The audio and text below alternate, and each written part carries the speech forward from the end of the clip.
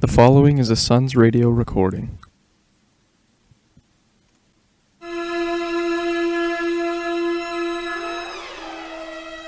Slender Man by Unknown. Read by Taylor Patrician.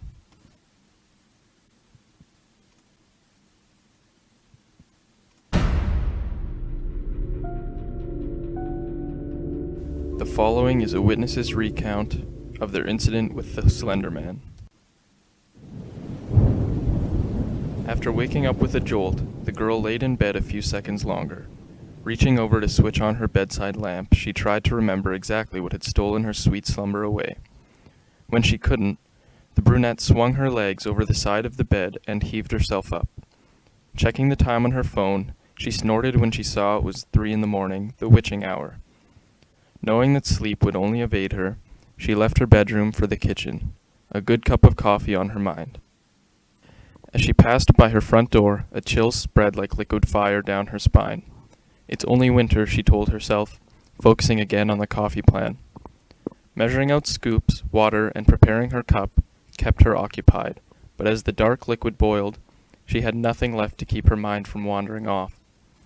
The chill returned, and she couldn't help but glance behind her to the front door. It stood there innocently enough, just like always. The deadbolt was still in place, and she could see nothing amiss with it. Turning back to her coffee, she did her best to forget about the feeling. With her cup in hand, she started back towards her bedroom. As she walked by the front door, she decided that a quick glance out of the peephole would help her calm her restless thoughts. The chill worsened with each step she took towards the door, and further away from the safety and warmth of her blankets. She pressed her empty hand against the cold metal door and took a deep breath before leading her eye to the peephole. At first, she could only see an inky blackness, and somehow seemed to swirl in itself.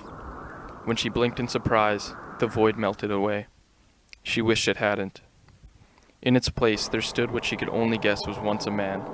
The limbs were yet long and inhumanly awkward, with bulky joints branching off into several arms, not unlike the branches of a tree. The creature was draped in a black suit, somehow making the thing more nightmarish to her. The icing on the proverbial cake, however, was what passed as the hellish thing's face. It was as though her mind blurred the ghastly visage to spare itself further shock and horror. She shoved herself away from the door with the hand still pressed against it. The scalding mug of coffee fell, the liquid burning her bare legs as she fell backwards and tried to crawl away from the door. She knew, somehow, that her mind hadn't been playing tricks on her. As she crab-walked away from the door, she watched as tendrils as black as the void itself snake around through the cracks. The girl was trapped, between the instinct to flee and the gut feeling to not turn her back to the door. When the door jolted, the urge to flee overcame her and she slipped in the burning liquid as she tried to make it back to her room. She knew deep down that she was trapping herself in a corner, but she had to get away from the door. The girl was halfway down the hallway when she heard the previous locked door creak open. She screamed and slipped into a wall, cracking her chin on it and stunning her. After that, there was only blackness.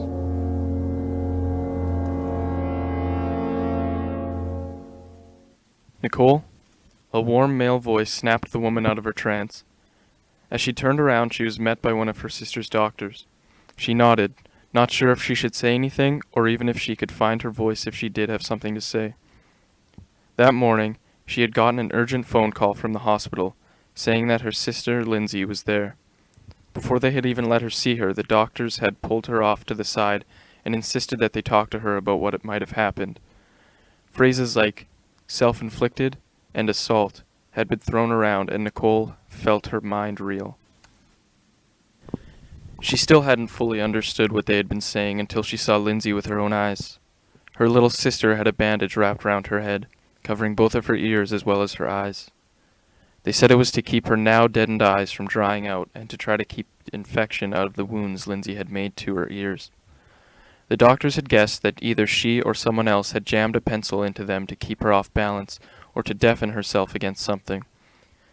There was a mix of first and second-degree burns on her hands, legs, and feet from what was assumed to be the coffee her neighbors found slipped all over the entry to her apartment.